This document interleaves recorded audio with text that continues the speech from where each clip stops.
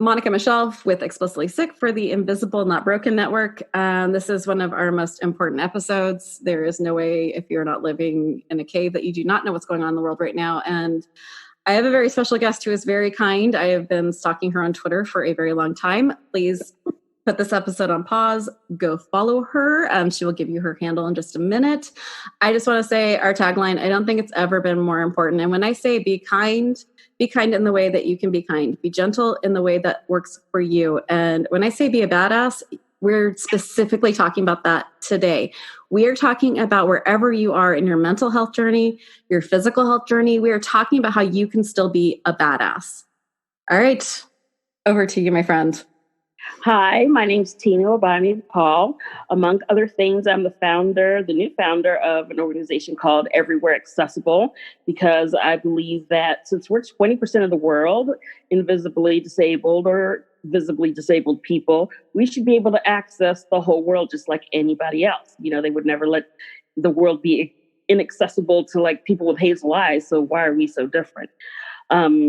But not just accessible in terms of being able to get into places, but having access to opportunities, et cetera, et cetera.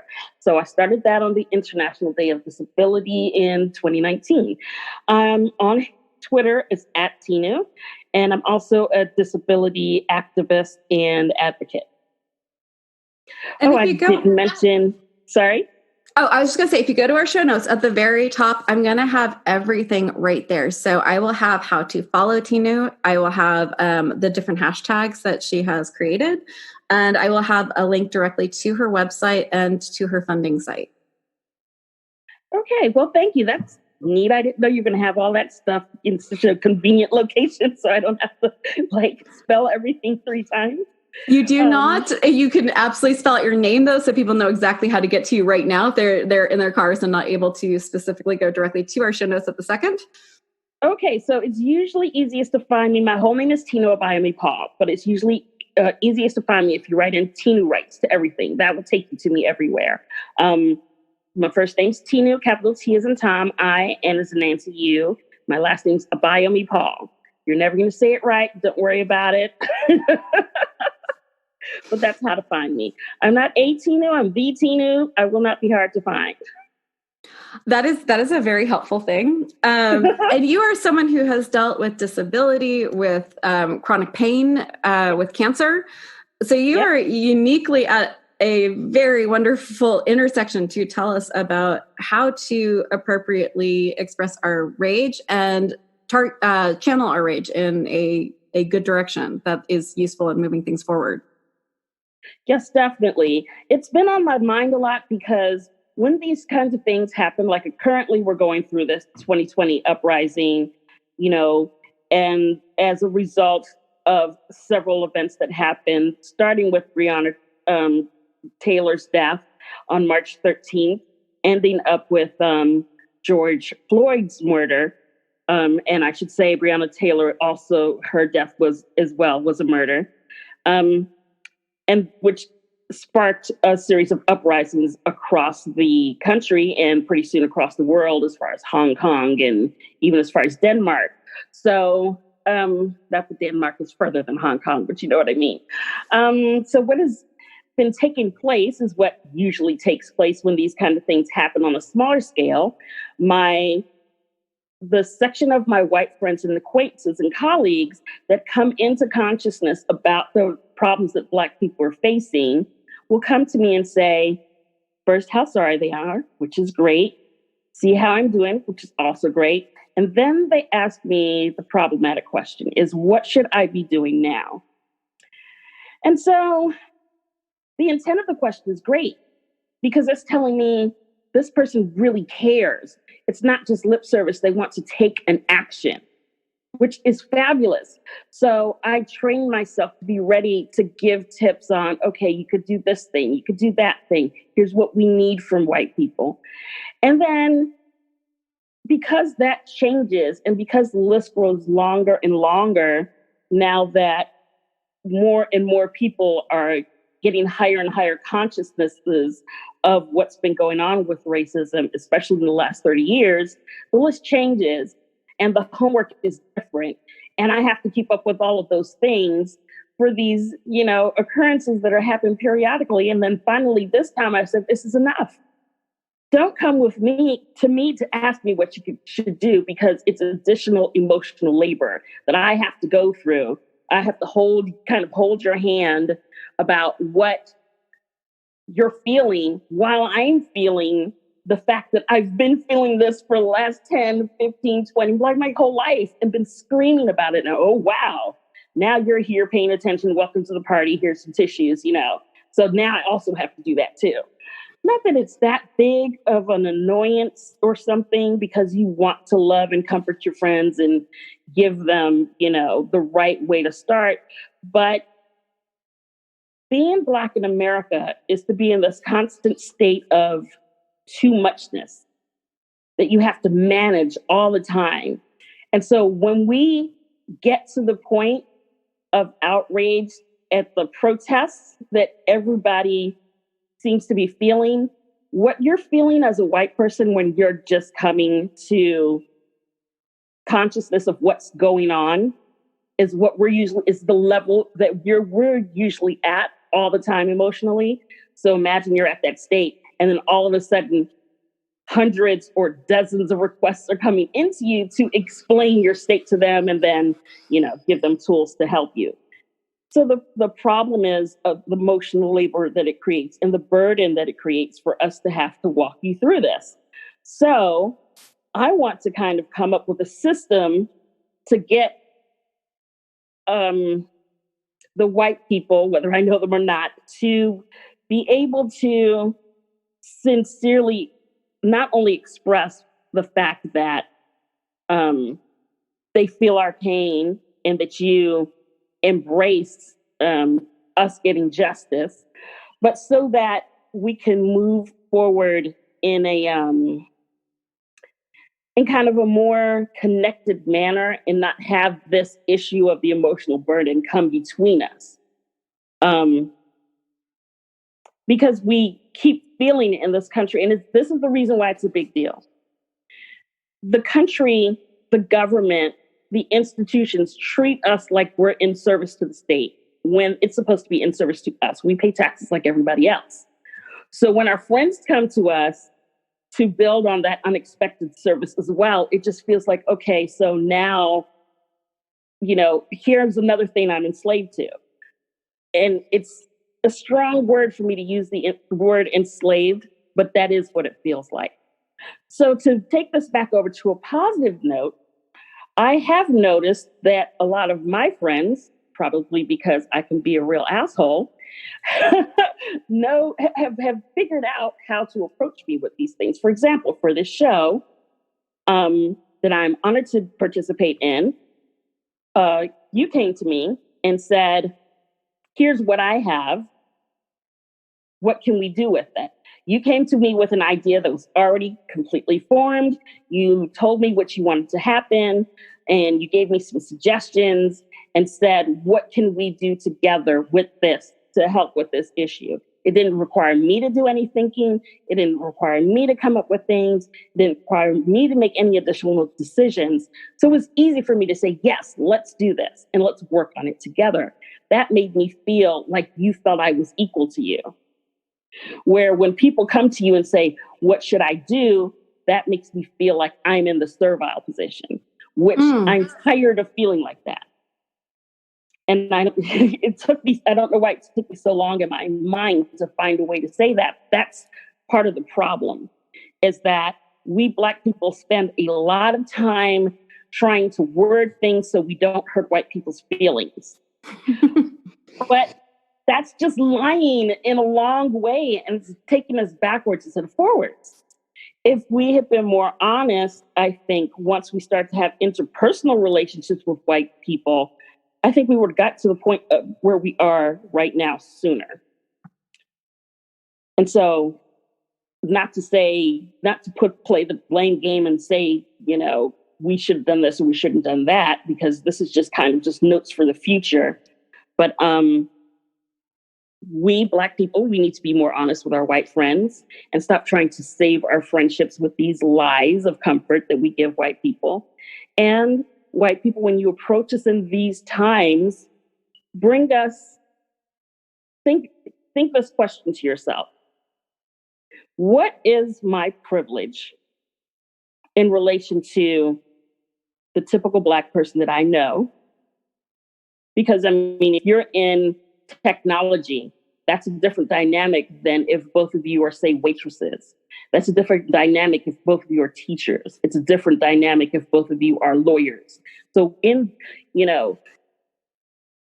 my capacity and in my privilege in the positions that I have, not just in work, but just in the world in general, what is my privilege and how can I convert part of it or leverage part of it to bring opportunity to Black people? And you may be thinking, okay, well, my thing is so small and my opportunity isn't big enough. And what I have to offer is so little, or I don't have any money. It doesn't have to be money. It doesn't have to be something that's super valuable. It can be time. It can be the ability to talk to someone when they need to vent. It can be whatever you have that you know that you have because that you know that you may have had because of privilege, or you know that you have that they don't have for whatever reason that they don't have it. How can I share this part of my privilege and leverage it so that other people can have more access to opportunities? Because of course, all the opportunity out there is equal. What people don't see is that we don't have access to it. Those opportunities sometimes might as well be behind a brick wall. So, I think that covered all of the points in my head. I feel like I'm forgetting one of the points, but I also did like a billion threads on this in Twitter. So your Twitter has been amazing. I'm really glad. I remember one of the things I tweeted was that thing that you're doing that your one Black friend said it was okay for you to do, even though all the Black people online or hundreds of Black people have said is not cool. Your friend is lying to you to save your friendship. Stop putting them in that position and do your own research. Ooh, that one. Because you're sitting there, you're singing a song, it has the N-word in it, and you're sitting there going, do I get to say it? It's just a word. Do I get to say it? And then, it depends on, some of us are like, oh, it's just a song. If you're doing it with the soft A, we really don't mind. Just don't, hit it really hard. Don't make a big deal out of it. And then some of us are like, no, never, ever, under any circumstances, I don't even use that word myself. Me personally, I don't say the word anymore. I always say the N word because everybody knows what word I'm talking about. And it's not just a curse word, and I don't feel like you should be treated like one. If it's not just a word for you, that really says a lot right there. If you are, you cannot understand what that word implies or means if this does not apply, if you have not heard it spoken to you directly in right. I'm stumbling over words. I'm sorry, but I'm just trying to say, like basically, if it just seems like it's just a word to you, you're not getting it. Yeah, and if there's two words that will help people who listen to this podcast understand. We've taken back the word crip. But if somebody saw you and called you a cripple, you'd be pissed off, right? If they called you, if you're a woman and somebody called you a bitch and you don't know them like that, you would be pissed off, right? There are words that you can call people where there's no equivalent. Like you can't really call a man a bitch because the insult is that he's a certain type of woman. That's, so it's just backfiring on you. You know what I mean? There's the K word for Jewish people, which I've never said that word in my life. I don't even like to think it. But there's nothing that a Jewish person can call anybody else in the world that is equivalent to that word for them. So if that is true for the word, you shouldn't say it, regardless of the cultural context. Words have weight, and that word has centuries behind it of weight. Right. That word, it's telling us that we're subhuman. And it's just an insult in every context. And it's like we don't have a lot of blanket requests of white people. That is one of the few that all of us have, whether we're conservative or liberals, whether we're Africans or African Americans, whether we're Dutch or we're Spanish. Don't use that word with us as white people, ever. Period. Don't care who you're married to. Don't care if you have black kids, Madonna. You can't do it.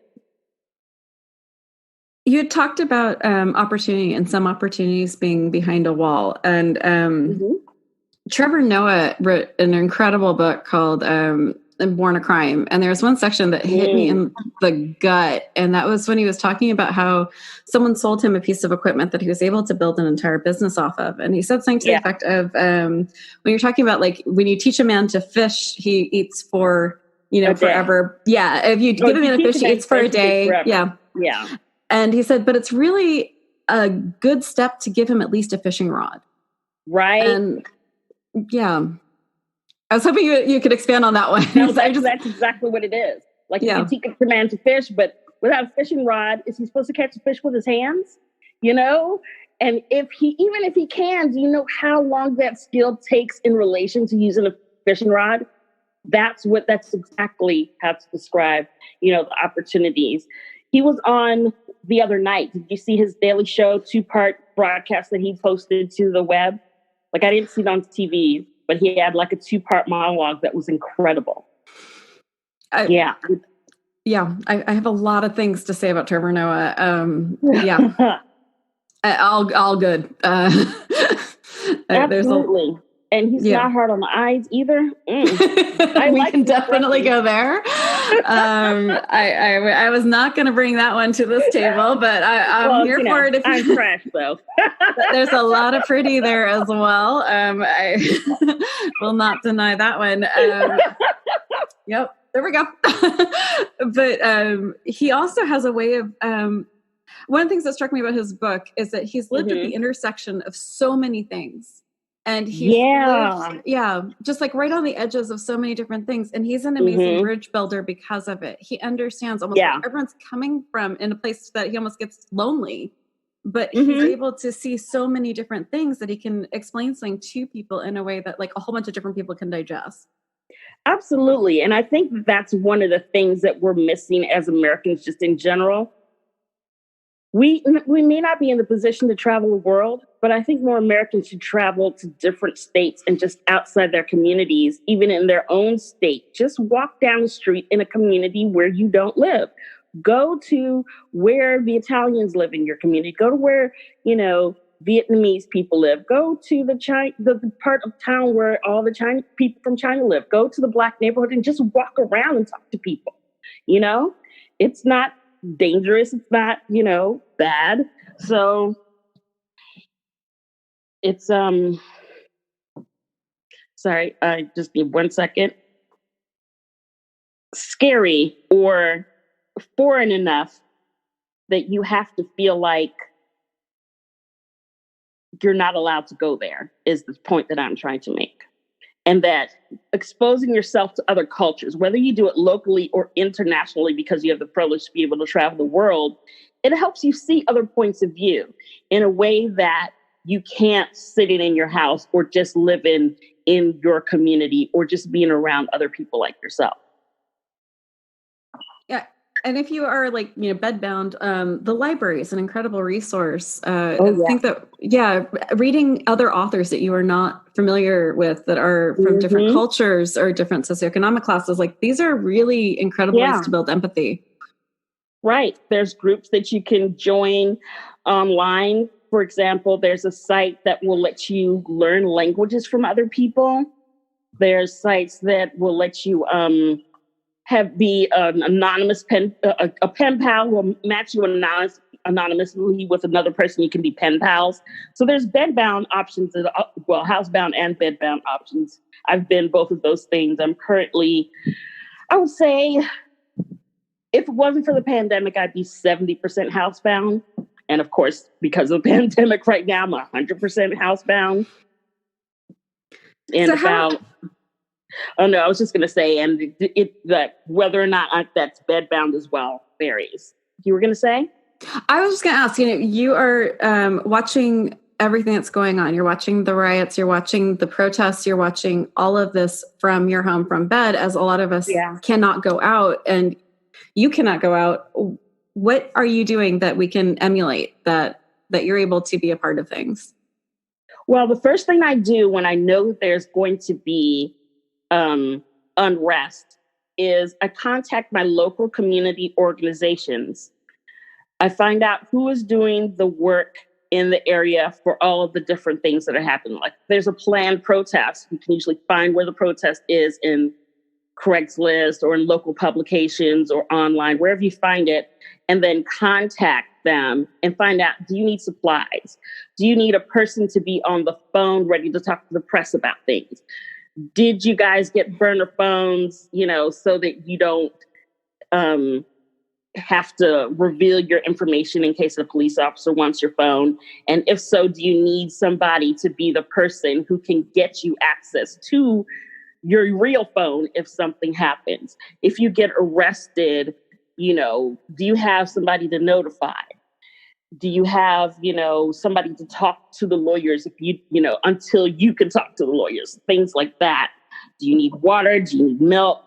You can coordinate things with them on the ground. You can also tell them, hey, if we use this hashtag, I can help you organize the uploads that you're doing. You can monitor Twitter for problems that are happening, and pick a local area and monitor that area for problems that are happening, and then relay that information into whatever the hashtag is. Sometimes there's not a hashtag for a local area, but they'll find it because they'll search by the city information. And those kind of things are very helpful to people on the ground. You can do a lot of this activism from home. People call it slacktivism because they don't understand that 30 years ago, starting a petition, for example, was a very difficult process. And then actually getting people to sign was a nightmare.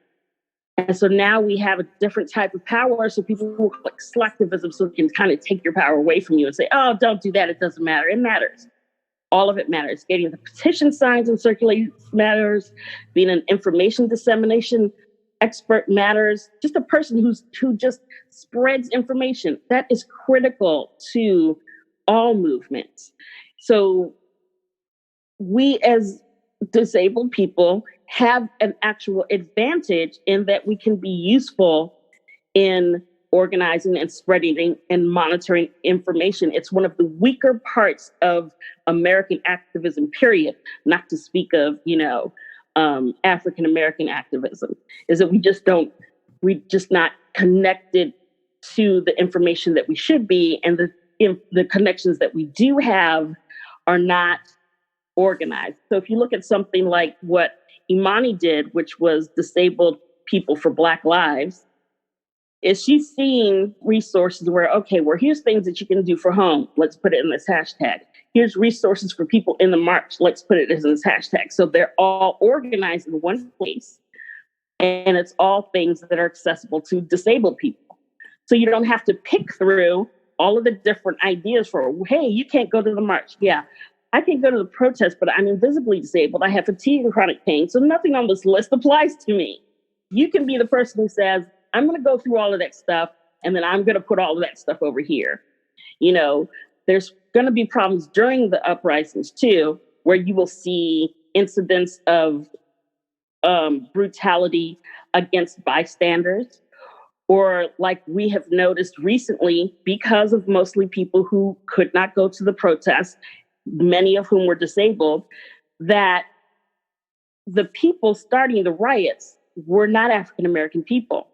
And now the press is starting to pay attention to that. But it wasn't until people started collecting that information into threads and saying, listen, this wasn't just one isolated incident.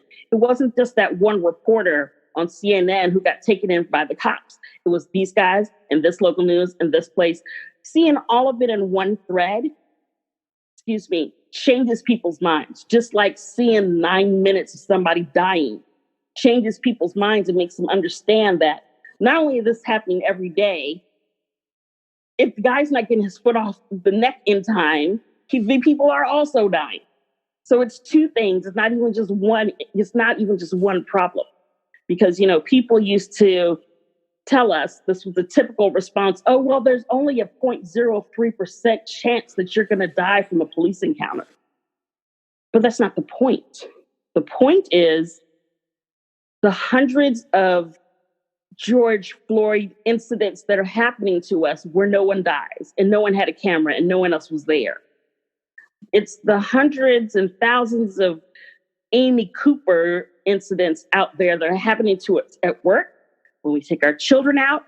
When you go around in Texas, they open carry and they have no problem, pretending like they're pointing their gun at your child. People get shot in traffic incidents. It's a lot. We're going through a lot of different, I call it death by 1,000 paper cups once I heard that expression, because individually, when we tell you about them, it doesn't sound like it's a big deal. It's like, oh, that's too bad. Racism again? Dang, yeah, my cat got stuck in a tree. And it's just like, what are you talking about? Because we get into these conversations where we think we're swapping stories about problems. But it's like, we have the regular problems that you do, and then we have an extra layer. That's what people don't really seem to understand, is that extra layer of invisible, weight that we have. And you would think that some other people would understand. You would think women would understand that. You would think you would go to your white women friends and they would go, all the extra burdens that you have because you're not a man. I have all these extra burdens because I'm a Black person, and I try to describe them to you, and you might think that you get it, but you just really don't get it, even though I'm telling you about it. But it's just something about, having that image forced to everybody at the same time that I think really woke up most of the country that this is a serious problem, and it's happening constantly. And this is why we're talking about it and crying about it and marching about it all the time, is that's how casually it's done too. They say they feared for their lives. They usually didn't. It's usually the brotherhood of the police department covering it up, which is another issue. What are we going to do about police departments? That's something else that we really need the participation of the white community to help us solve. Well, to make my point, I'm going to go into a little bit of history. The first police departments not the first police departments, the first bodies that were convened to police were for runaway slaves.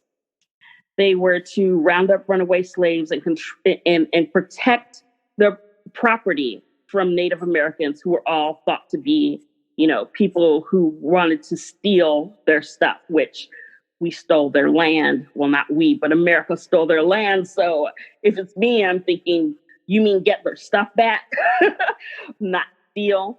But so they started with these two perceptions. That's how it all began. Those slave patrols became official bodies, and those official bodies became police departments. They were there to control the Black population. That was their job. And at that time, the Black population was property. We are the capital that American capitalism is founded on. We were the original capital. And the state has never updated that idea in its structure as it has been built. So the police department and all these structures in America are still treating us like we are property. And that we lack the language to really express that until I have my degree is in African American studies, which is why I'm so able. I spent 4 years digging through the stuff and learning the history and understanding the culture and learning world history, because they don't teach us world history mostly. They just teach us American history, and seeing all of this in context. And once I got all of that, then I can speak on those issues, and we keep it out of schools. Most people don't know that that's how police departments were founded or why they exist. They think that they're there to protect and serve people. They're there to protect and serve property and the people who own property. That's what they're there for. And the more property that you own, the more the police department that you own, period, no matter what part of the country that you're from. So with that idea in mind, and with the idea that we're thought to be still treated by the state, especially the police department, as property that needs to be controlled, you add in the fact that nobody has this perception, but you have the people who are being patrolled, because we need to be controlled according to them. They're patrolling our area. If I watched you for 24 hours, I will catch you making a mistake, no matter who you are. If I'm always there every time, all day long, I'm going to catch you making a mistake. So if they were patrolling the white areas like they patrol our areas, they would find the same things. They just don't patrol you like they patrol us, which is one of the reasons why we try to move out of Black areas. It's not to get away from our own kind, it's to get away from the patrolling. So we have this whole situation, and then you add in the fact that there's an overlap, which has been known. If you go to hatewatch.org, they have all this information. PBS did a story about it in 2016, about how for 10 years, the government has had sufficient evidence to show that most of the police departments have a huge overlap in their population between white nationalist organizations and their staff, their patrolling staff. So not just the administration, not just the management, the people who are walking the beats, the detectives.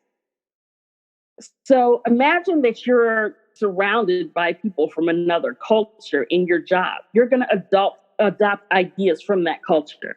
Those ideas from that culture are going to make it into that organization, especially if it's already set up to be accepting to those ideas.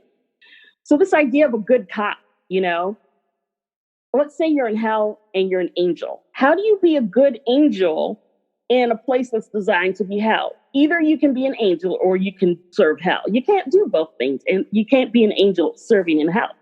So you have these good cops who want to do the right thing, but they're in this environment where it's either the brotherhood of silence or it's, running into administrative problems in trying to report things, or somebody being able to buy their way out of problems with wealth. So you have this whole situation happening. And we don't understand why the police, because we don't think about these things and we're not taught these things, we don't think about why our community is so rejecting of the police. And then you think about the fact that most murders are unsolved. When you call the police, your property is usually already gone. 60% of those cases are never solved. There's so many things that the police department does that we could do ourselves, or create community organizations that do them without this violent foundation. It only takes 40 weeks to become a police officer at the most. The longest training program that I've ever seen is 40 weeks. It's usually around 6 months. So with that little bit of training and this huge weight of the history of the department, and then all of the other factors, it's no wonder we're having clashes with the police department. They're designed to treat us a certain way, whether they want to or not. That's what they're designed to do. And then about 15, 20 years ago, all this military equipment that they're making that's surplus because our military is way too big. It's like 9 times the size of the next economy. If they halved it, we'd still have all of this money freed up and still be 4.5 times the size of the next people. When that military equipment, where's it going to go? You're going to sell it to like our enemies? It has to go somewhere. That's being sold to the police department. So what are they going to do with that stuff? You saw them in the riot gear.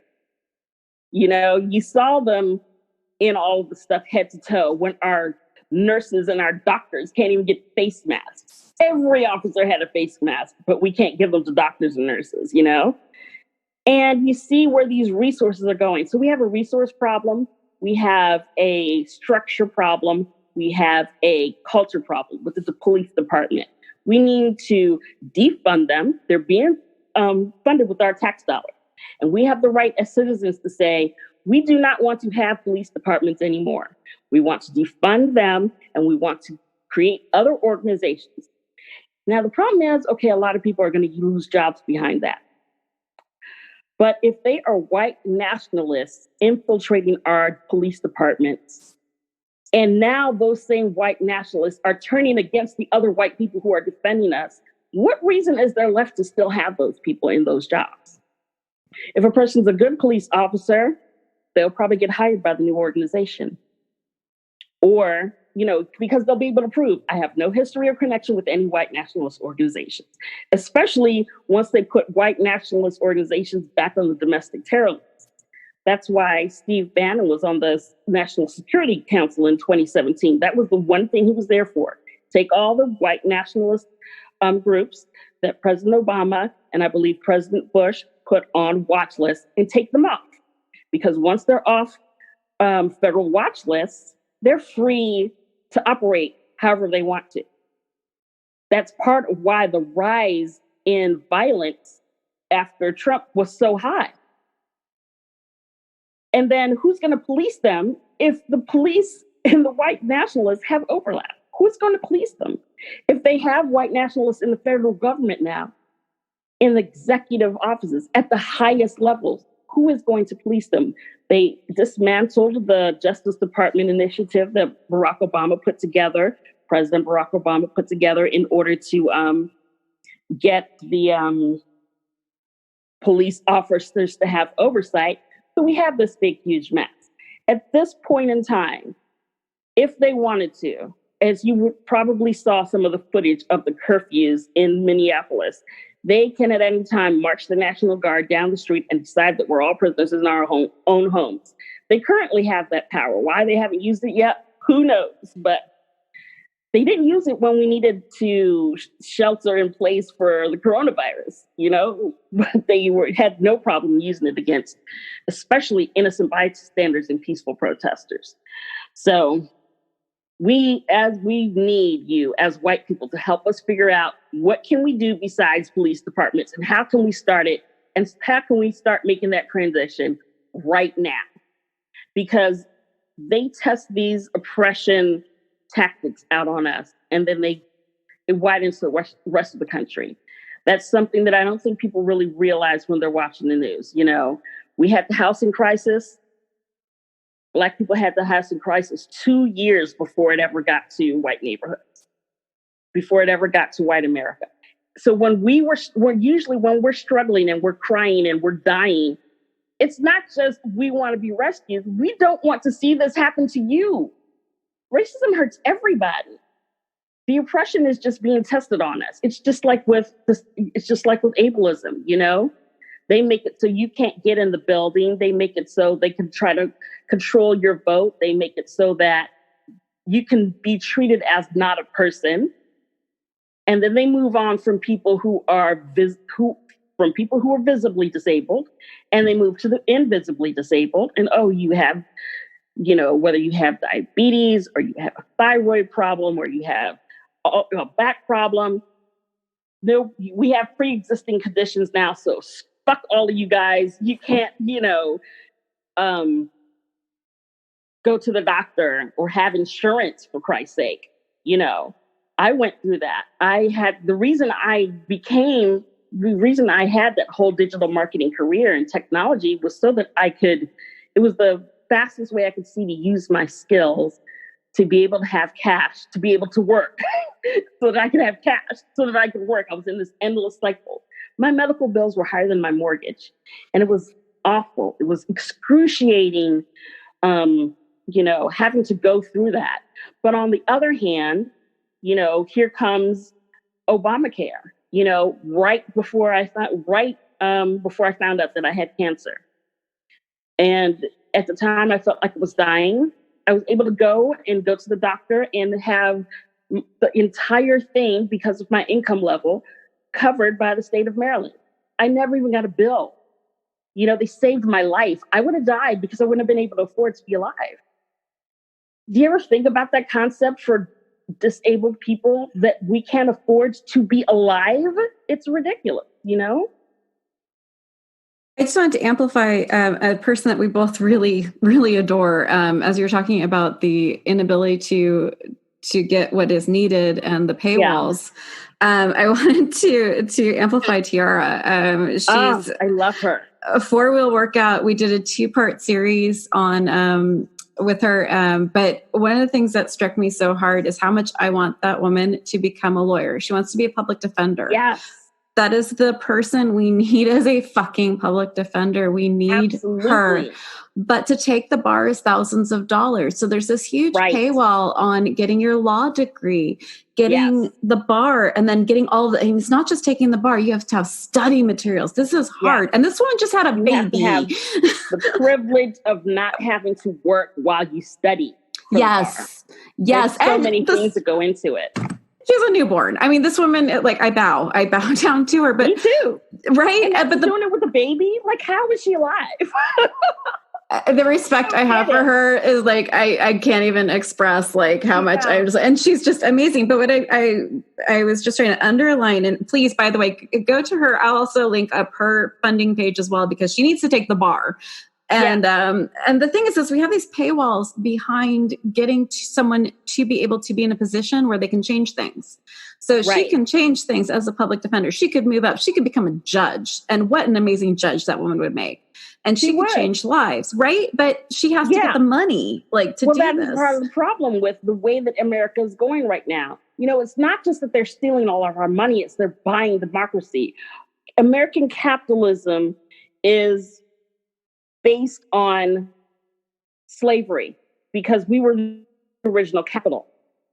American democracy is based on freedom. How can you have freedom and capitalism at the same time? Like, they're designed to explode when mixed. And now we're mixing them. You know, when people say, oh, well, you know, I don't think you should begrudge people their billions. You know, it's okay to have billionaires. Okay, well, let me ask you this. Who polices billionaires? They can buy the police. They can buy judges. They can buy countries. So who polices the rich?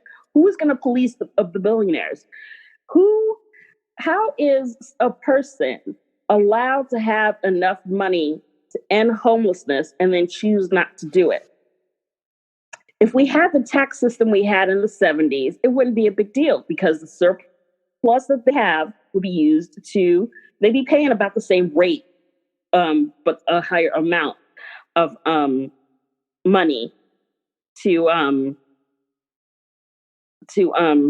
of taxes to fix, you know, the part of society that they are responsible for having that kind of money. And, you know, they make a bigger impact. They have a bigger footprint. They should be paying more money to clean up their mess. And then you have the issue that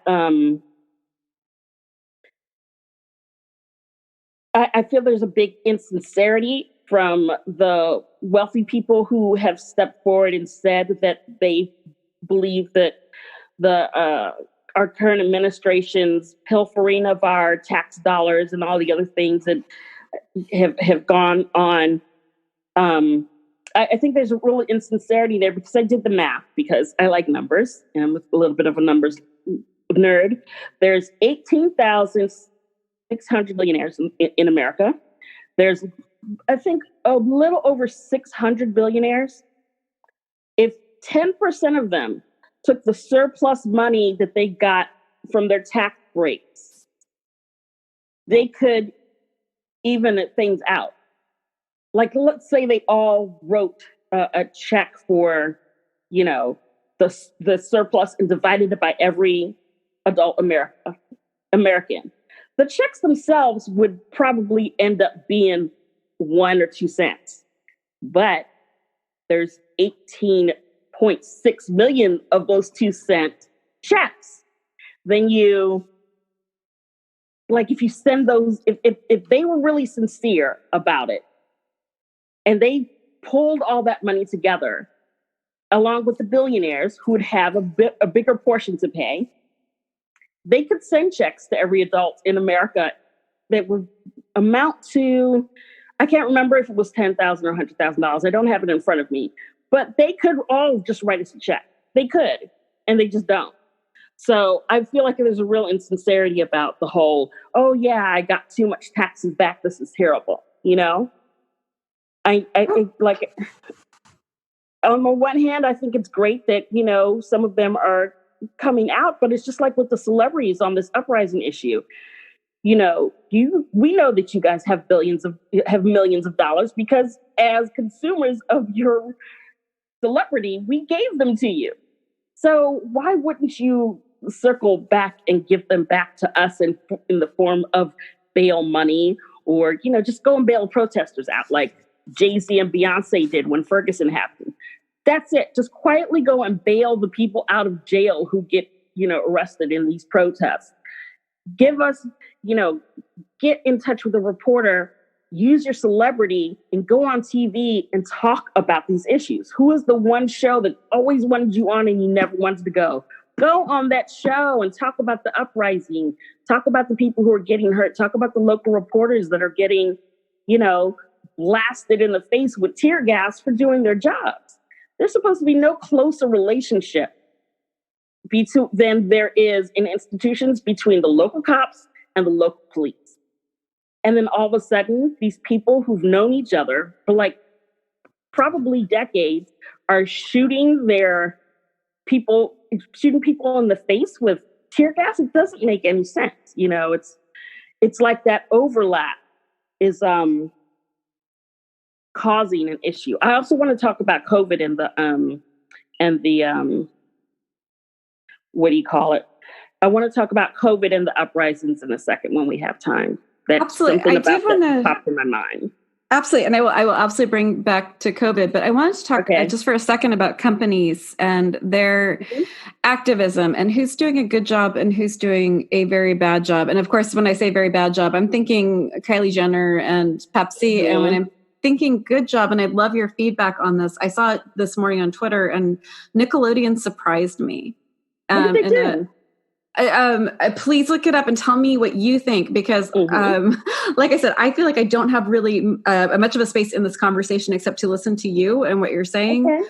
But as far as what I was saying companies do, I was seeing a lot of signaling like, hey, we care, we're doing something, we're giving $1 million of our $3 trillion, you know, thinking, like, you know,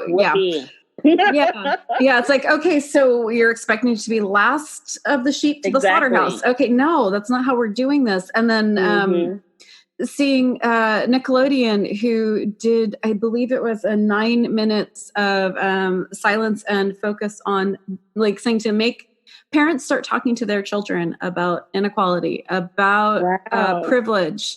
And it was, there's a lot of course, there's a lot of pushback. And I felt like it was great. Me personally, just from my perspective, I was shocked. And I was really, for me personally, very, very much felt like it was a brave thing to do. I might, again, I like this is, and it's also because you have needed. A lot of, you know, they don't know what the pushback is going to be and how they're going to be held like responsible for that. But on the other hand, they're operating from a pretty secure position. What are you going to do? Cancel your cable?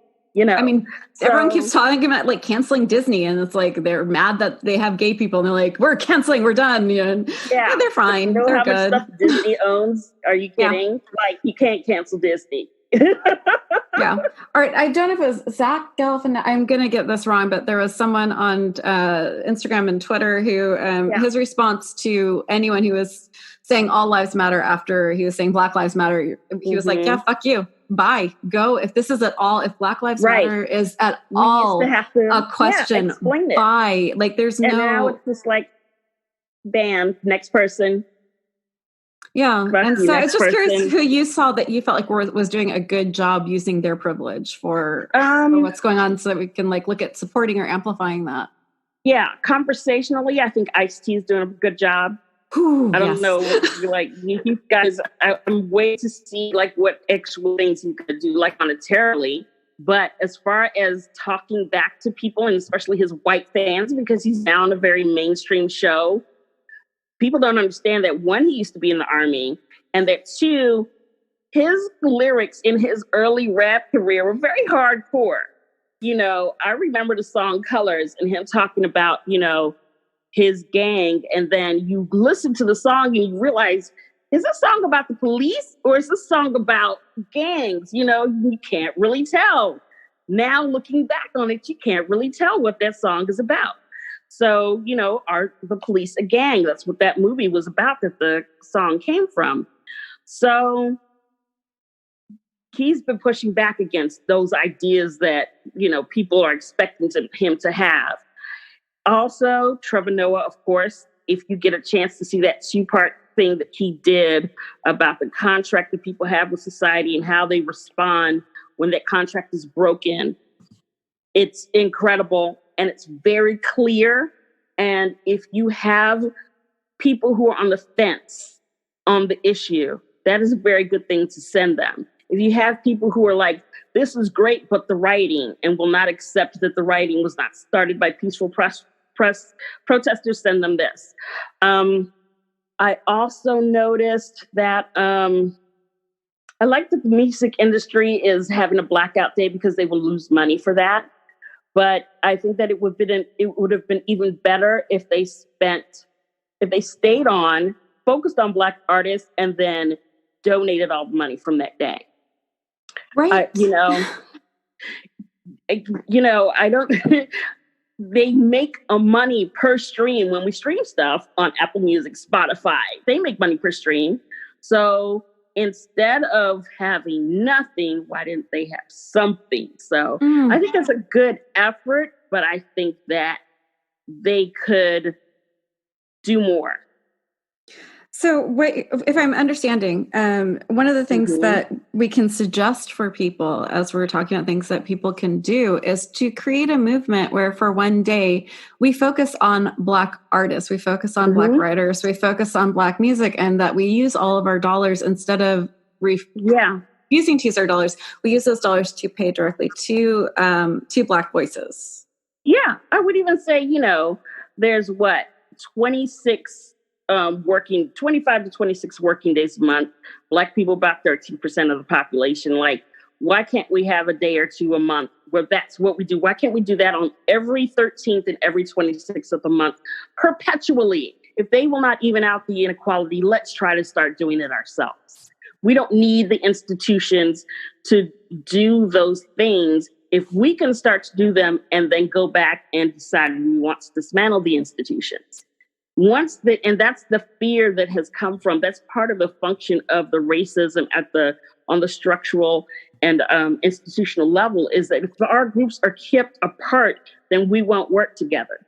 But if we're able to work together on these problems, there's a lot of things that we can do together as a block to change what the country is and what direction it moves into. For the blackout. Pardon me? Oh, no, you seem like you need to take a space. I was just going to jump in. Okay. Yeah, I was going to say, starting with local things like defunding the police departments, we have a lot more power on the local level than we have on the national level, and that affects us more. I was thinking of a video that I want to retweet when I get back off of here that talked about how they did this in Ferguson. And I think it's an example for all communities to look at this and realize how much power we have on the local level to change the institutions that we have. And then once we have the local level changed, we can use that to change the rest of the country, because all of the politicians go from being on the city council to being in the state legislature to being representatives and senators. And then they become, in the executive branch, or go into, head up departments, or go into the executive branch where they serve presidents. So if we start on the local level and not let them get into the door in the first place, and we control their point of entry and pay more attention to civics, then these problems won't be coming up because we'll have vetted them from early on. And yeah, it's going to take 20 years for this whole vision to complete, but where will we be in 20 years if we don't start now? That's the question. Yeah. But I do need a little bit of a pause. So okay, can I ask a quick question then? That would be great. As we're talking about things, and you are very good at creating hashtags and movements around things. One of the things I learned from Imani. That's good to know. And that's another person I will put. As we're talking about videos, by the way, everyone, if you head to our show notes, I will be posting all the videos at the very top. So if you don't want to try to go around and find the videos we're discussing, I'm going to do my best to put each of those videos at the very top. So it's just very easy to watch. I was wondering I'll spread them and send them to you, the ones that I have. You don't even need to do that. If you want to, absolutely. I don't want to create more work for you when you're. I'm going to do it already for Disabled Black Talk hashtag. Excellent. So yeah, I'm doing that already today. So if it's already done, I just don't want to take you away from your active-ism. I want to. You're doing some super important work, and I don't want to take up your time on that. But I appreciate that. I was thinking, it really shocked me with the blackout, this movement, because I was thinking if there's one group of people that need to not be quiet, like this is important. Like there's a lot of already silencing, and I was kind of shocked. And I was wondering if there's a possibility to switch this for a day where anyone who is not a part of this community sits down, shuts up, and retweets and reads and spends this time listening to the voices and really doing some work and looking at their boards. Is your board very pale? Is your social media management really pale?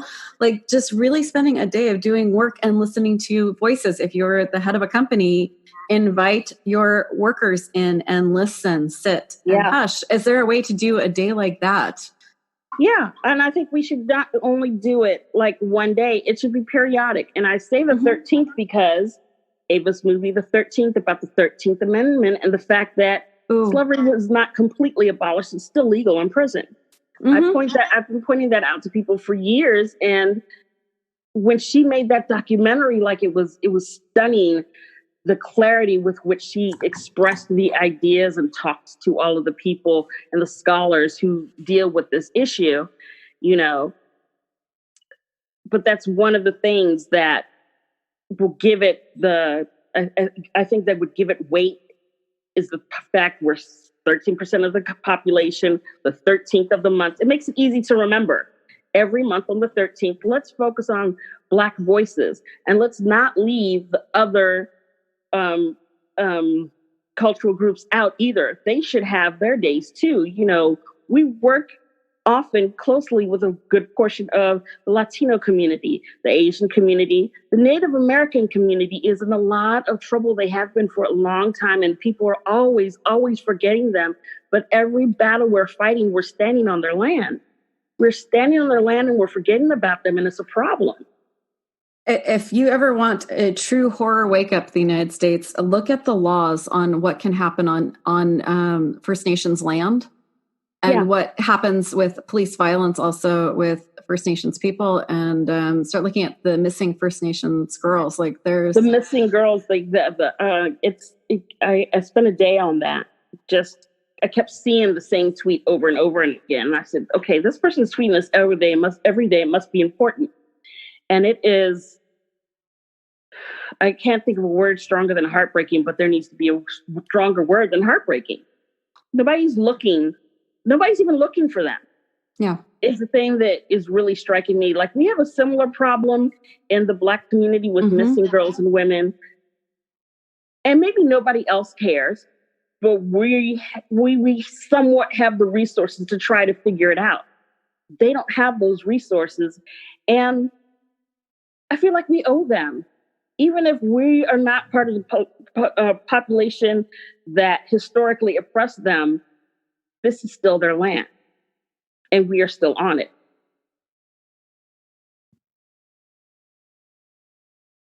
It's frightening. And they could be extinct in another generation if something isn't done about this. Because why are they taking girls specifically? They bear children. It's we're a bit close in age, and I remember in the 90s there was a huge rash of girls being kidnapped, but there was only certain girls who ended up on the news. Only certain girls were being searched for, and this show is about looking at how fucked everything is. I don't know a better word for it. It is so fucked. And we've, I know we're going to get some questions about this episode. And let me just be really fucking clear about why this episode is being done. And because people have come to us and been upset because we're a medical show. We are a fucking medical show. And this is a medical issue because racism is fucking killing people. So, and racism is systematically killing people medically, politically, and I can speak to the medical side of it for the medical and we will people. absolutely do that one too. We are going to be talking a lot, and I want to open that as well. Jesus, the trauma I feel is nothing compared. Like it's just so shocking to me of realizing that this is a trauma I'm just feeling that everyone else has been feeling for a very long time. It's a shock. It's a culture shock. Because I don't know what it feels like to not be feeling this, because I have a missing due to early, abusive trauma. I have a missing portions of my childhood, so I can't remember literally not feeling this way. But so it's odd for me to try to relate to not feeling this feelings. But the closest that I can come is there was a before time and there was an after time that I developed the consciousness of why these things are happening. So the before picture subconsciously made me feel like it was my fault. Everything screams at you like blackness is ugly. You're supposed to have blonde hair. Why am I going to grow up and not have blonde hair? Everybody on TV does, Why is my nose so big? Why are my lips so big? Why is my butt so big?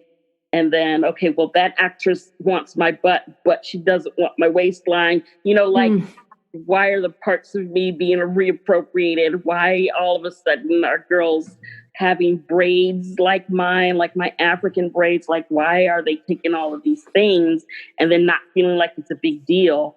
Any other culture that, you play dress up with their culture, it's a big deal, but not me, So that's the closest that I can relate to it. Is before I was conscious of these things, I lived in a different world. I took things at face value. If the government said, this, I believed it. When I talked about America, I would say we, because I believed that I was part of America. I believed I was American.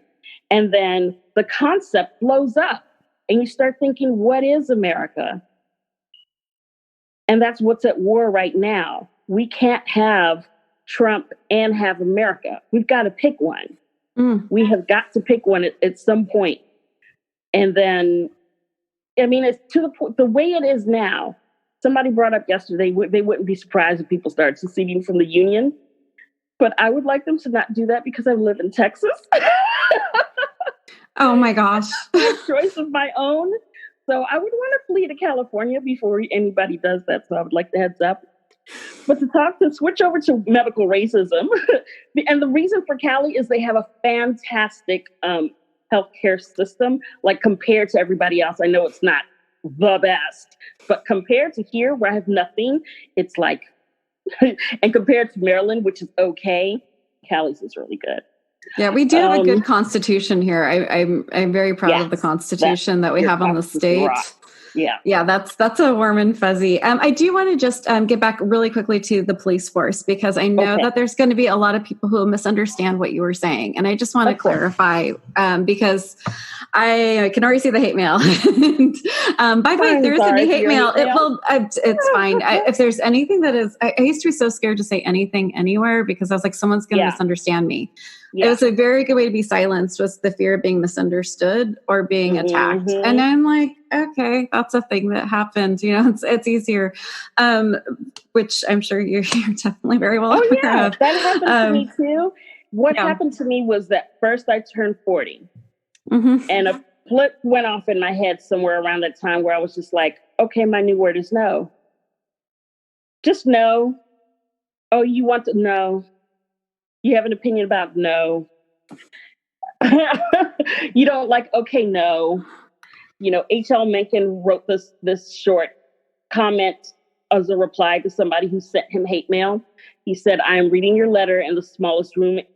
I have your letter in front of me in the smallest room of my house. And very soon it will be behind me. I'm going to wipe my ass with your criticism. Fuck you. That's one of my favorite quotes of all time. But getting back to what you were saying, you believe that people are going to misunderstand the message? I just wanted to clarify a little bit because from what I understand, and I don't want to rephrase or put words in your mouth. I just want to make sure that I'm clear. Is that you're not talking about like, we don't have anything that can help if something goes wrong, if something illegal goes wrong. You're talking about creating something that will not systematically police one group of people, that will be held accountable. You're not saying we just don't have law. We just have anarchy. You're not calling for anarchy. You're calling for... I'm not saying anarchy. I'm not saying don't have departments that, tasked with the responsibility of protecting us. I'm saying they need to be restructured, and the current structure is one that we can't just rebuild on. There you go. Yeah, that's what I had thought you were saying. Okay. And I just wanted to be like, as I know that what's going to happen is people are going to hear that one part and they're going to be like, she's calling for anarchy. And I was like, no. Right. So on blast, everyone, if you have not listened to the full interview, no, we will be just blocking if you're talking and you have not listened to the whole thing. There you go. I'm sick. I don't have the full energy to engage. Right. But then if we want to circle to medical racism, I have some of the top things stored in my head because it's just so... Okay, but only if you promise to come back and do a full, massive, long, we talk... Well, you talk, I listen and occasionally say something. This is one of my favorite things to talk about, but not favorite topics, if that makes sense. That makes perfect sense. Yeah, and just real quick, John Oliver did a really good episode on this. If someone just needs a quick refresher, if you're hearing medical racism for the first time, John Oliver did a... John Oliver. Oh, yep. John Oliver. I love John Oliver. I do too. I John Oliver. What podcast is that? No, B. John Oliver. No. The John Oliver did a whole episode on medical racism. So if this is the first time you're hearing that term... you obviously don't listen to the podcast, and that's cool, but head over to John Oliver, and that again will be at the very top of our show notes as well. So that's super important. Yeah. I've done several threads on medical racism. I have headed up a chat about medical trauma due to racism. And here's some of the stuff that I know that is backed by research, not theoretically, not philosophically, not maybe.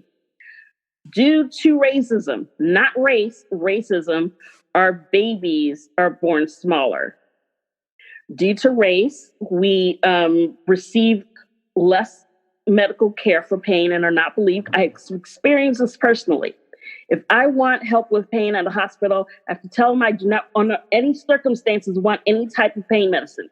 That is the only way they'll give it to me. That is a tip for all of you out there in chronic pain who are having this problem. If you want them to give you pain medicine, tell them you're not leaving the hospital until they figure out what's wrong with me, and don't try to give me pills and make me leave, because that's what they're going to do. They're going to give you pills and make you leave.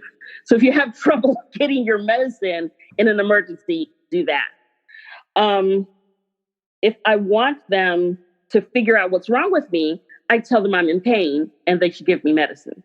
I have to play psychological games that took me, by the way, over a decade to figure out how to play in order to get them to treat me. And I have advocates. I'm a privileged person in this department. Half my family's in medicine. One of my uncles is a chief of staff at the hospital, at one of the hospitals, a major hospital, an hour away from my house when I lived in Maryland. That's what I'm going through when I have medical professionals as advocates. My mother's a nurse. But to go back to the hard evidence, we experience lower birth rates. We experience more miscarriages because people don't believe us. The stress of racism is affecting the biology of our children. The stress of racism is affecting all of our other health issues. And we get treated unequally in cancer. Like for me, I have chronic lymphocytic leukemia. But look at me, I don't look pale, do I? So people see me and they do not believe that I'm sick and they do not believe that I have cancer. And it's right now I'm asymptomatic. So it's not like, in any time in the next like 20 years, I'm going to die of this particular disease. But at the same time, it's like, this is a disease that I will frequently have to go on and off chemo for the next couple of decades. My situation can turn from very quickly from an okay day to me almost dying. Like if my temperature goes above 105 degrees, I have to go to the hospital, but if they don't believe me, I could die. Imagine that. We are invisibly disabled people. We have these problems where they don't want to listen to us already. And then you add on the fact that you're Black. It's miserable. So those are just a few of the things that I think I mentioned pain, I mentioned pregnancy, I mentioned them disbelieving us. So those are the top three things, because they found from studies, doctors feel that Black people in general are in less pain, that we don't feel it the same way.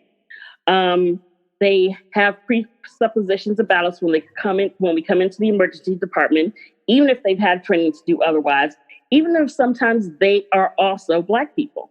So there's a lot of work that needs to be done in the medical racism area.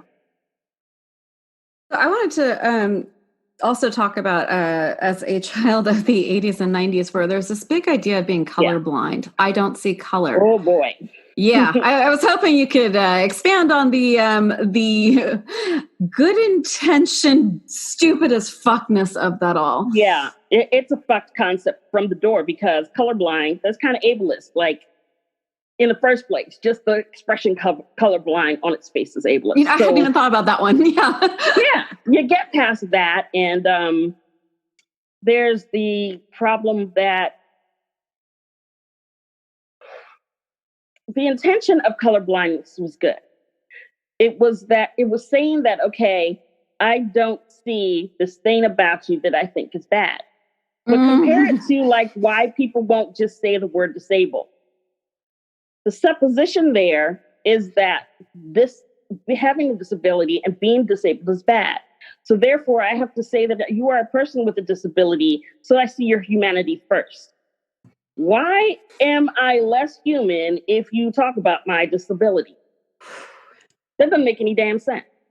And so it's the same thing with colorblindness. You saying that you're colorblind means you're not seeing a very special part of me, and people will say, oh, well, why would you want people to see your Blackness? I thought Black was just the color. On one level, my Blackness does not make me different from you. But because people believed that it made me different from you, that pushed me together with the rest of the people like me, and that formed a culture. And we also had that culture before we came here and have it stripped of us.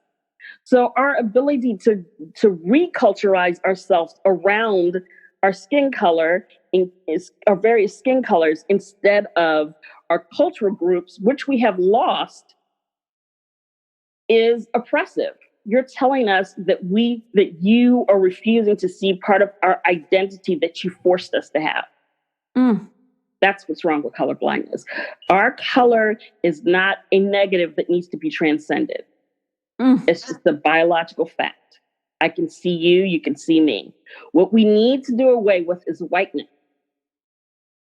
There really isn't a thing that is whiteness.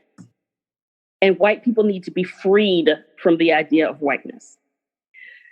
You should be allowed to exist in your Germanness or your Italianness or your Spanishness, or if you want to, your Americanness or your Montananess or your regionalness, rather than your whiteness, because instantly when you're white, it's diametrically opposing you to another part of the population.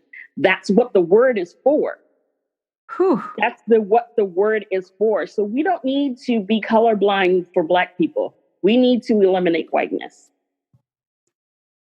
Not white people. Yeah. The concept of whiteness. That is a fascinating. I have never thought of it from that perspective before. It's That's not mine. Really interesting. There's a reporter who said it on CNN. I retweeted it yesterday. He starts out talking about how it's really easy to blame all of the stuff that's happening and lay it in, it was after El Paso, that it's really easy to lay this at the feet of Trump and say it's all his fault. But a lot of these problems were here before he got here. He's just the catalyst. He's just the lightning rod. All of this stuff was here before, and y'all refused to see it. Some people said we don't have racism anymore because we have a Black president. One doesn't have anything to do with the other at all. And I didn't vote for him because he's Black. I voted for him because he eliminated the pre-existing health conditions, and I could all of a sudden enjoy my wealth as an entrepreneur until I got cancer, So, I mean, I don't think they really understand. But he went on to say, that this isn't just about Donald Trump. It's about us as a country. It's about us as a culture. And he ended off saying this thing that I've heard before, that he listed some things that if we finally did these things, then it could liberate you guys from your whiteness. And he used the word liberate, and I think that that's the way that it needs to be thought of. I think that the concept of whiteness is enslaving white people. And you can't see it, but think about it for the rest of the day. After you listen to this, just think about all the ways in which your life is measured or different or valued or sometimes devalued or a joke or a testament because of your whiteness. Like, take your whiteness away and who are you? That's who you should be. That's who you should be referred to as. It's this other concept that's wrapped around you. It's imprisoning, and we can't even see it. It's like suddenly becoming aware of the air we're breathing. I want to say just one thing about the color thing, because I was raised in that was in our curriculum of you are colorblind. And I just want to say really quickly how that fucked me up. And I'm sorry. No, it's okay. And I hope this is okay to say this. Definitely. So how it really screwed me up was it made it harder for me because I felt like, but I'm just like you. And I'm not. Mm-hmm. I didn't experience the trauma you experienced. I didn't see the police as bad or as someone who could hurt me until I got older. And it was a sexual issue that I was afraid of the police. But I didn't understand it from, it was, I had police officers be very inappropriate with me. But that wasn't the same thing. That's not the same trauma. And so when my wife, at the time told me that she was scared of the police officers, it blew my worldview in such a way that I couldn't hear her. And because I thought colorblind, we've all had the same experience. Right. And that is not fucking true. I didn't have her experience. I didn't have the same basis of experiences, but we have a different layer that goes on top than the layer that goes on top for you. Yes. And I think that idea of colorblind creates this false sense of, I already understand you and I don't. Yes. I need to listen to you. Right. Right. It sets you up. And, it sets you up to feel like you know more than you do. It sets you up to feel like you empathize more than you do. And it ends up trapping you in this idea that these things don't matter. If they don't matter, I can ignore them. And if you're ignoring them, how do you see when the other person is in trouble because of the thing that you're ignoring? You can't see it, because you're being blind to their color. And then it's also like, how do you see the value in that person who's like, their culture invented jazz, or was integral to hip hop? How do you see that if you don't see color, And made rock and roll and the list goes on. Scientific achievements that are not being properly credited. From the green light to shoes. Everybody wears shoes. Nobody knows it was Black people who made it so that shoes could be mass produced. Zero. I do a separate podcast for kids, and just Black History Month is my favorite because I get to go, oh yay, we're gonna like really delve into all the shit that I should have learned too, because we teach it as this one separate thing over here instead of actually teaching all history. Because when we have Black History Month, then we have Women History Month, then we have like Latin Heritage Month, then we have, Asian, everything we're teaching, just a little corner of just these things when we could be integrating all that history and tell everything as it really happened. Because think about it, if we knew the history of police departments, we'll be in this situation right now, right? If we knew the history of how Black bodies were used for medical experience of gynecology came to be because of experimentation on Black women with no anesthesia. Seriously, look this up, people. Like, you will vomit if you look like it is. If you look at the quote unquote father of gynecology, He's a monster. There aren't words. Yeah, and there is a statue of him outside of, is it Harvard? But yeah, there's a statue of him outside the medical. Yeah, right outside the medical building. Like, we're supposed to be happy. Mm-hmm. And think of how much you hate everything that has to do with the gynecology visits that you have to have. I think how much worse it must have been for the women that, had to be picked apart to learn all of those things. We could have had a totally different experience if it wasn't created in cruelty, So here's the question. How do we get I was just thinking, like, from like a Black storyteller perspective, like I really, like, I could be wrong. I could be in a very, warm and fuzzy place in the world, but I really believe that one of our best ways of moving forward is through storytelling. How do we get? Yeah, I agree. Okay. Yeah. Like, how do we get more voices out? How do we get more shows, more, like, TV shows change the world. Advertising changes the world. How do we get more Black people, more Black voices? How do we amplify is, I think, my question. Sorry, that took the long way around. That's okay. I think the key is that we have to demand it. We have to have things like, what do they have? They call them inclusion writers. Everybody who's, we have to demand that white Hollywood start to include inclusion writers in their contract. And not just for Black people. We need to see a lot more disabled people on TV, and I mean a lot more. They can't even get chronic pain right. Not even something as fucking simple as chronic pain. They can't get that shit right. Everybody's been in pain before. You would think they would say, oh, this must be what it's like to be in unending pain. No, they're all drug addicts.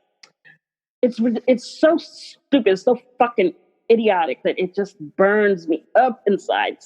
I hate when I slip and use those terms. They're ableist, but it is fucking ridiculous and I hate it.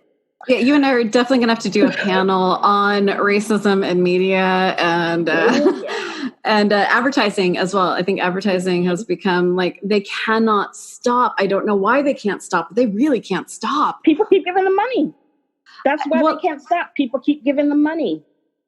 And they don't have people on their board. Yeah, they don't have the right people on their boards. Like, how did that get through? I in the advertising world, that was my job. Right. And like, how the fuck has no one decided that we need better hiring practices, that we need to really look at? Yeah, that goes through so many test groups. That goes through so many people saying yes. Right. But then the whole thing with the hiring process is people assume that hiring was fair in the first place, that it's a meritocracy, and it never has been.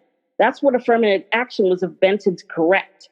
It was invented to correct equal opportunity and access to employment. There's no law anywhere that says if you have a Black person and a white person for a job, hire a Black person. That's fiction. It's complete fiction. And if you go and just read the few simple sentences that tell you that John F. Kennedy wrote that tell you what affirmative action is, it will become completely clear in your head that it's just the desire to have a representative population in government, and then private practice has taken that idea once it became, law in the 80s, to extending that idea to the rest of employment. That's all it is. Give more people a chance for the job, not necessarily hire them. And then also the idea excuse me. The other problem with meritocracy is that it assumes that women and Black people and Latino people and First Nation people and lesbians and gay people and trans people, they are making the assumption, and non-binary people, that we're not good enough on its face. They're making that assumption that we don't have merit. But in fact, don't we have to be better at our jobs just to get them? I think that the Democratic lineup pretty much proved that shit. You know, we could have had Julian Castro and Elizabeth Warren. We could have had, Kamala and Joe, but no. Now we got to have possibly one predator against possibly another predator. It's just, one definite predator against another possible predator. Yeah, at this point, I can't bring myself to say anything about Joe because I know what the other option is, and I'm go Joe. Yeah, I can't. Joe 2020. I told them, unless Satan himself appears in flesh form in my room and says, vote for Joe Biden, I'm voting for Joe Biden. Like, I don't know. I mean, Satan might actually be a plus side for me at this point. I'll take him. Mop would be doing a better job than what we have right now. Are you kidding me? Well, and definitely be doing a less dangerous job. I hear you. I mean, oh gosh. Right now, it's just, for me, it's just like, can we just, as long as we get rid of this Joker, I don't care how we do it. I don't care. Like, if a machine came here and said, I will take 10 years off your life, but he's immediately not president, I'd say, go for it. I want him gone. And I want him gone. Anyway, one day. We still have a system that said this was okay. And we still have the people here, and we have Kavanaugh in power. We have McConnell in power. We have Pence, who somehow managed to grasp power. And yes, but you know what's interesting about the whole thing? It feels so defeatist, and it feels like, wow, even if we elect somebody else, he's not going to get out of the White House and all those other things. But if that's the case, why have an election at all? It seems like there's a piece of this that we have to consent to. Mm. Otherwise, I'm sorry. I was not saying right now. I was not saying don't vote. I'm not saying don't vote. I'm not saying that it's no worries. But like what I was trying to say was just that that we do need this election. We do need to focus on it, but we also need to acknowledge how much this country needs to look at itself, ask questions, and get past its discomfort. We have to become civically minded again as a nation, period. But what I was saying wasn't about what you were saying. I was kind of changing the topic a little bit. I was saying that all of this way that they're oppressing us, you would think by now they would have just declared martial law and taken over the country. Why haven't they? What did they, why haven't they done that? The I thought last night he did. Well, last night he did, but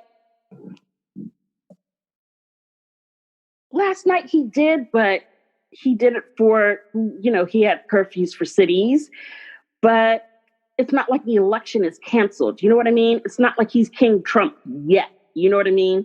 Yeah. So, because he could have done that by now. It's obvious that, the military is not going to wake up one day and not do what it says.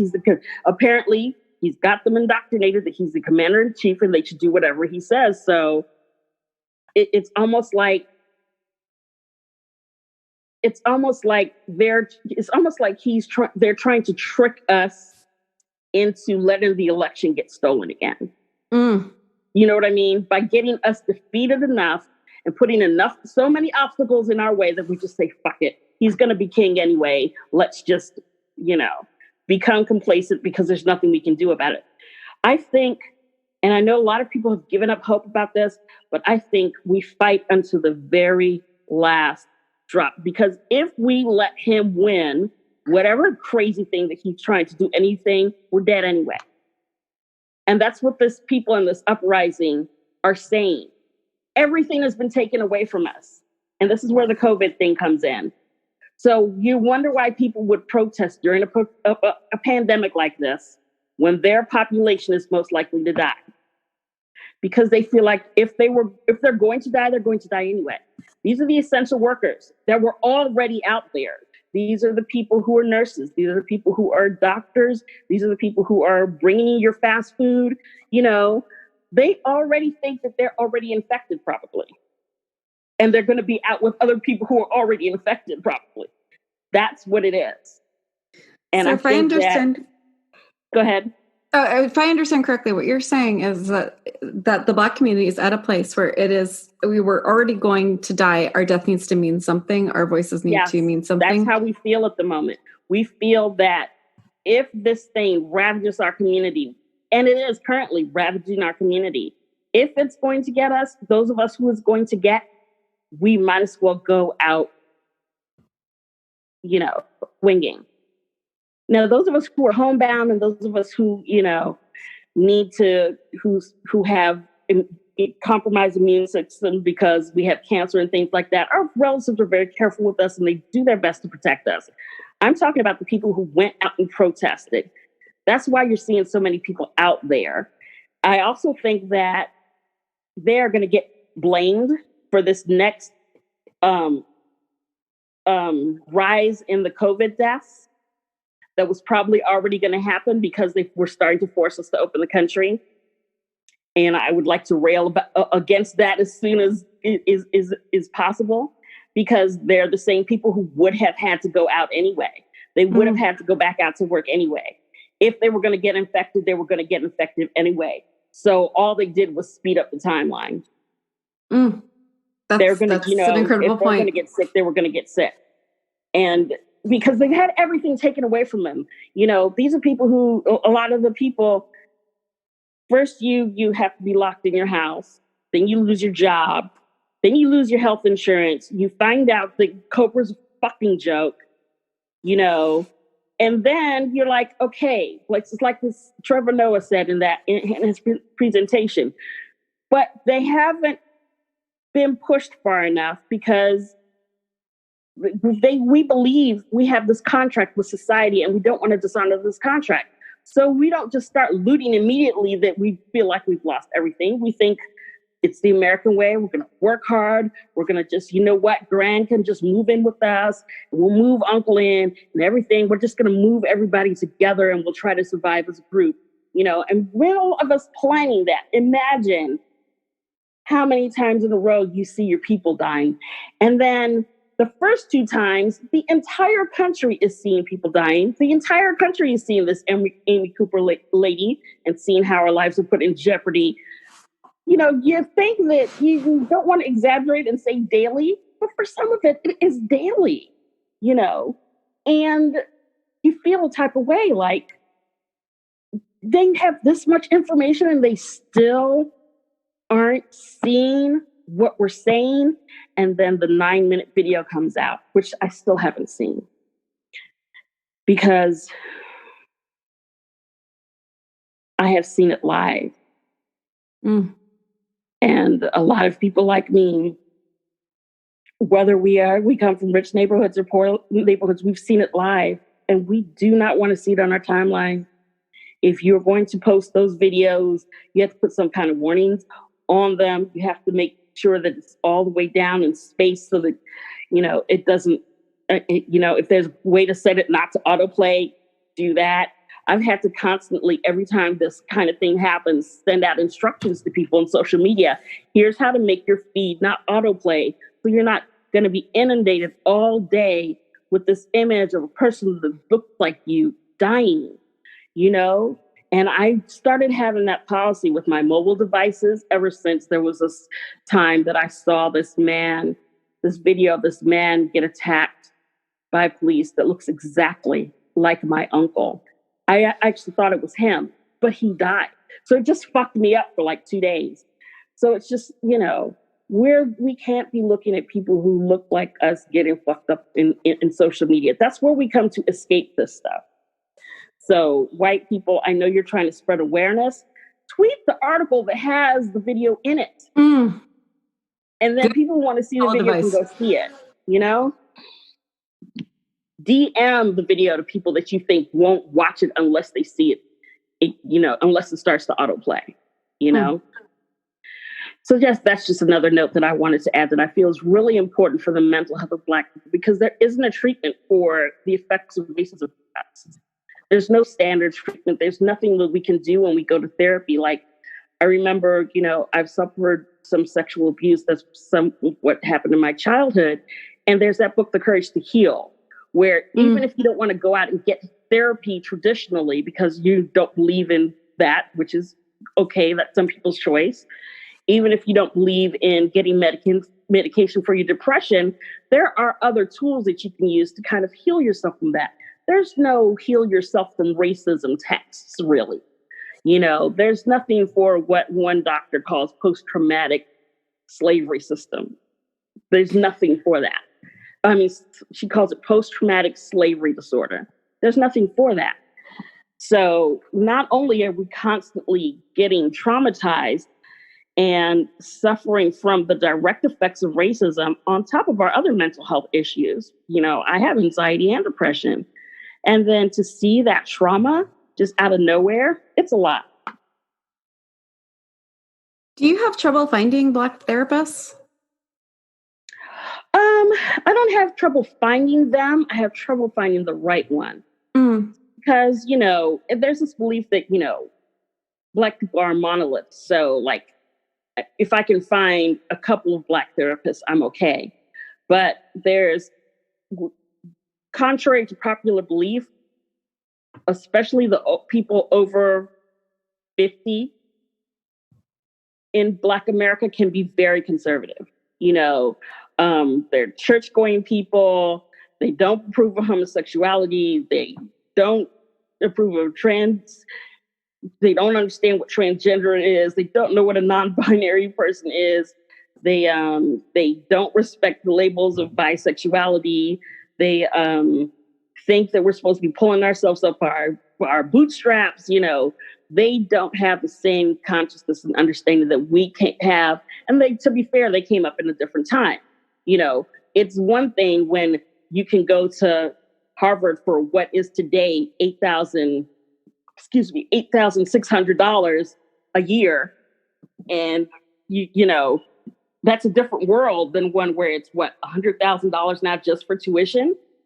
So that was a completely different world where college was, accessible, and college loans were accessible, and this respectable American dream life that they went through was accessible. And for us, it's not.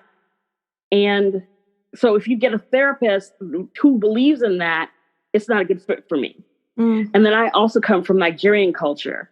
So a lot of the things that have created the situation that induced my trauma and that resulted in me being abused and that trigger my PTSD and that, combined to give me anxiety and depression, they're not problems that every Black American has. I have that child of immigrants things to deal with, and then I have the child of African immigrants to deal with, and then I have the special thing about how people think Nigerians are all criminals, and it's just a lot, and being the eldest daughter who is not, I'm the oldest one of my grandparents' children, which is a big deal. I'm going to be the next matriarch. I have not remarried. I don't intend to. That brings a lot of issues. I don't have my own children. I call my sisters, sets of twins, my children. So I can't just get a Black therapist is what I'm trying to say. It's hard. I'm sorry. That was very clumsy of me on how I was phrasing that. My apologies. It's a great question. People never ask us stuff like that. And it's so great that you even thought to ask. So no. I was just thinking, I couldn't possibly understand post-traumatic slaves. So how would I possibly be a decent therapist for you? And then I was thinking, is there enough Black therapists that you would be able to find the proper therapist who could begin to understand what you're dealing with? So sorry, that was clumsily done. Who specializes in this, who's even given it a name. That's how I found out about it. I ran into her some other video. She was the one who I learned stuff about the father of gynecology from. I watched one of her videos on YouTube. So I go back and see that she's on Twitter, and the first video on her Twitter feed is about post-traumatic slave disorder. or post-traumatic slavery disorder. So that's how I found out about it. Imagine that, So how in the hell are white people going to find out about that? How is my Black therapist going to even think to try to treat me for my racism when they are suffering from the same thing, So I'm getting to the very end of my pain threshold right now, and I want to just. Yeah, I think we're both whimpering. I was just going to say. We're both kind of looking at each other and we're not posting this video, so I'm sorry, there's no visuals here. But if you can just imagine two people staring at each other, big, wet, wide eyes going, I'm not going to scream, I'm not going to scream, I'm not going to scream. It's what's going on right now. We're both whimpering. But I just wanted to end up on an idea, and I want to know how we make it happen. I love the idea that the 13th would be a day to amplify Black voices, to amplify spending towards Black artists, Black writers, Black. I love the idea of like the 13th is a day that business owners sit down, listen to their Black staff, that and for Black. How do we make this happen? How do we make that days like this aren't about silencing anyone's voice? That the days like this are about putting money in people's pockets and amplifying their voice and what they need from society. How do we make this go? You know way more about social media than I do. Well, I learned on the road. I learned this from, Bring Back Our Girls hashtag. And, you start with this little thing and you don't think anything's going to happen. It had been a month since anybody had heard news about this girls. People like to say that whole thing failed. But because we went down and demonstrated in front of the Nigerian embassy, we got the president of the 8th most populous country in the world to cave into our demands. And he also lost that subsequent election because he had to surrender to us. And he also got aid from President Obama that helped them find out where they were holding the children when they would kidnap them. So as a result of that chain of events, no, not all of the 360 girls have been rescued or found their way back home, but hundreds. Right now, probably thousands of other kids that Boko Haram kidnapped have been recovered, but that's not as great of a headline. You know what I mean? So if something that big can happen from a hashtag, I think that's where we start. We have this power of social media.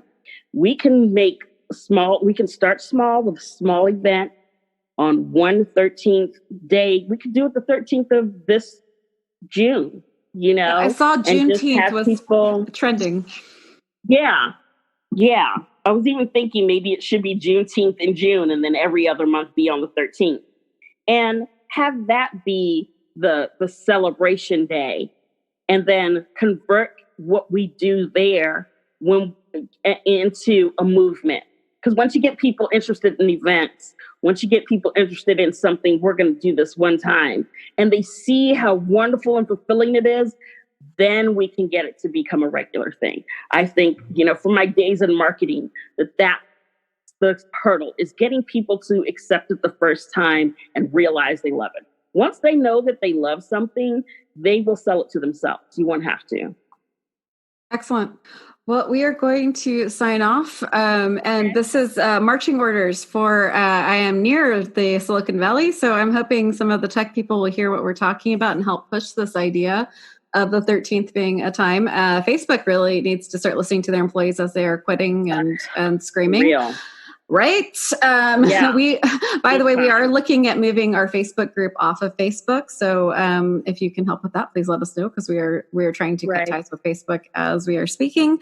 But this is one of the most important things we've done as a podcast. I cannot thank you enough for coming on. You're wonderful. I'm hoping you come back. I hope we can eventually get you your own podcast, because we have lots and lots to learn from you. I am down for that. I'm ready to partner up and see how you guys do things and fit myself into your network. I would love that. Our network is baby right now, so we are very interested in your viewpoints and how we make it better and how we make it inclusive and a good thing. We need this to be a good inclusive thing. Absolutely. So, everyone, as you were listening to what we talked about, as much as I possibly can today, and it's going to be a brutal day, I'll be searching for all these links, and I'll be posting at the top of show notes. So head over to invisiblenotbroken.com, go over to Explicitly Sick, and it'll be right there at the very top, as much as I can do And thank you. This is unprecedented times. So being kind, being gentle, and being a badass has never been more important. Thanks, everyone. Have a great week. Bye.